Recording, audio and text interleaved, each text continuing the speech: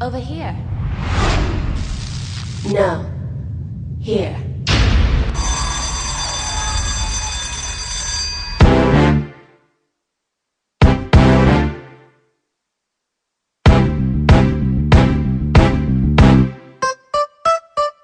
Trong khúc nhạc say đắm này anh ơi đến đây cùng em, mình bên nhau kề vai nhau, tình đôi ta luôn luôn đậm sâu.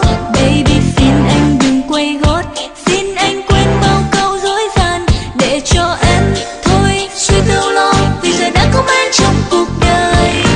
Có những lúc quạnh hiu mình em trên con phố quen, nhìn bao người tay nắm tay, lòng em càng thêm nhớ đến anh. Ngày này người em yêu rồi ngỡ ra đi quá nhanh, để giờ đây riêng em cô đơn, lòng mãi nhớ đến người biết anh bay giờ nơi nào và cùng vui bên ai vào giây phút này. Về đi người ơi, nếu quên sao anh ơi, lời yêu em đã trao, người yêu dấu hơi lòng em mãi nhớ, ngày tháng em luôn có anh sánh vai. Em thật thơ mong nhớ một hình dung ở trong lòng em, người bên em kề vai em, bờ môi trao cho em nụ hôn. Baby anh quay về đây nhé, cho tim em vơi đi nhớ thương và tình yêu đôi thân không sao, vì giờ đã có anh trong đời này. Có những lúc quạnh hiu mình em trên con phố quen, nhìn bao người tay nắm tay, lòng em càng thêm nhớ đến anh. Này này người em yêu rồi ngỡ ra đi quá nhanh, để giờ đây riêng em cô đơn, lòng mãi nhớ đến người biết anh bay giờ nơi nào và cùng vui với ai vào giây phút này. Về đi người ơi, nếu quên sao anh ơi, lời yêu em đã trao, người yêu dấu hơi lòng em mãi nhớ, ngày tháng em luôn có anh sánh vai. Trong khúc nhạc say đắm này anh ơi đến đây cùng em, mình bên nhau kề vai nhau, tình đôi ta luôn luôn đậm sâu. Baby xin anh đừng đi gót, xin anh quên bao câu dối gian để cho em thôi suy tư lo, vì giờ đã có anh trong cuộc đời. Now everybody dance.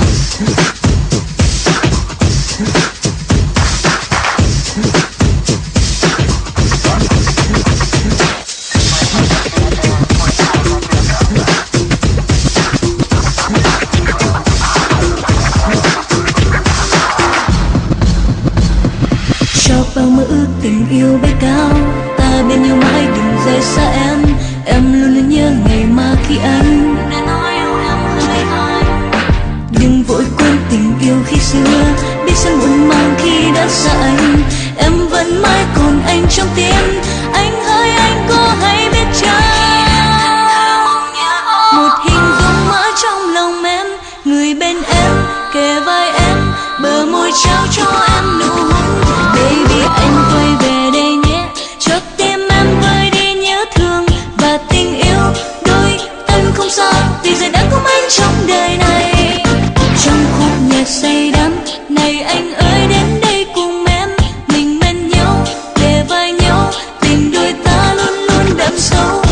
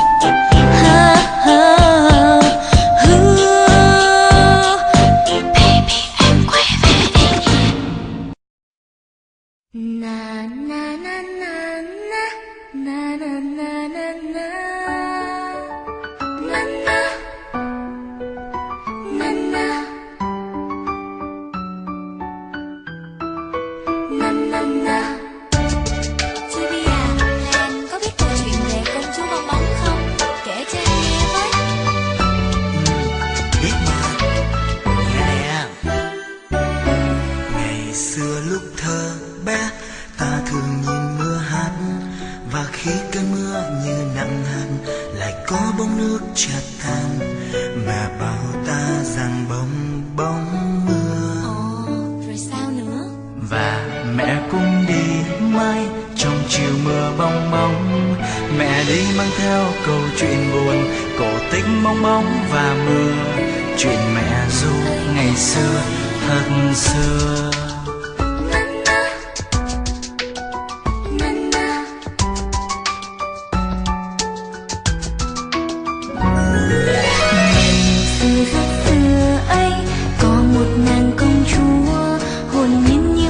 Trên bầu trời đổ dẫn với gió và trăng, được tự do cùng mưa hát vang.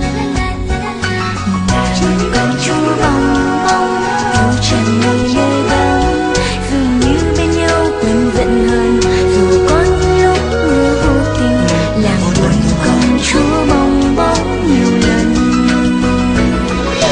Yêu và yêu có thế thôi, thu về là mưa không ngớt. Bong bóng bên mưa, bong bóng không nghe giá lạnh. Nhưng nàng công chúa biết chăng, mưa là người đàn ông dối gian, vì mưa chỉ yêu có chính mưa mà thôi. Mưa chỉ yêu có chính mưa thôi hả? Ôi đây.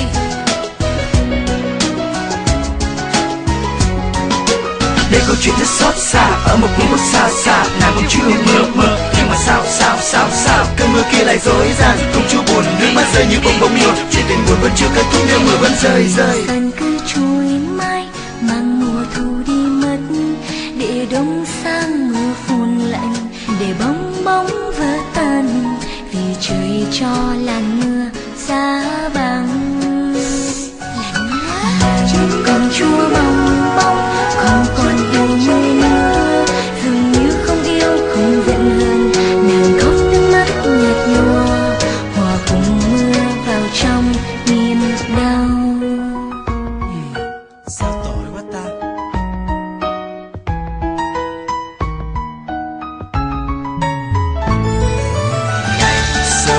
Xưa ấy có một nàng công chúa hồn nhiên như mây trên bầu trời, đùa dẫn với gió và trăng, được tự do cùng mưa hát vang.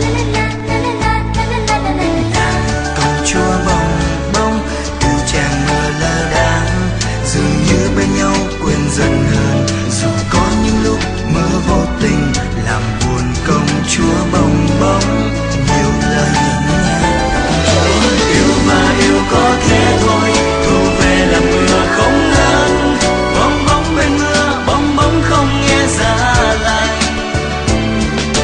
Nhưng nàng công chúa biết chăng, mưa là người đàn ông dối gian, vì mưa chỉ yêu có chính mưa mà thôi.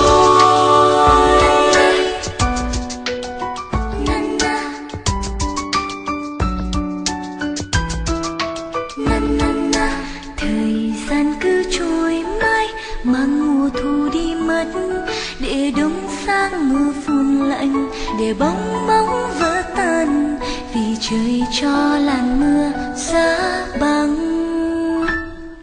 Và công chúa bong bóng không còn yêu mưa nữa, dường như không yêu không giận hơn. Nàng khóc nước mắt